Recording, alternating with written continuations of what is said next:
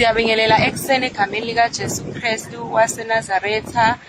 This is the day that the Lord has made. Sithatha lethuba lokubingelela kubona bonke abantu egameni likaJesu Kristu. Lona lusuku ngempela uNkulunkulu alenzile ukuthi sihambe siyokhonza uNkulunkulu kuzona zonke izinkalo lapho ekhonzwa khona uNkulunkulu. uNkulunkulu sengathi angasithwala ke sonke asibusise njengalokhu izwi laNkulunkulu lisho. Amanibusiseke kuyisonke. Yebo, asijabule sithokoze enkosini uNkulunkulu aligcine nonke abaseyinkonzweni bakhonze kahle nabasendleleni abasakhona bakhonze kahle abahlele emakhaya bahlale kahle emakhaya kodwa nje nivule imisakazo nilalele nje izwi laNkulunkulu ngoba lichithekile. Kubalekile kakhulu ukuthi izwi laNkulunkulu sililalele silidle futhi siphinde siliphile.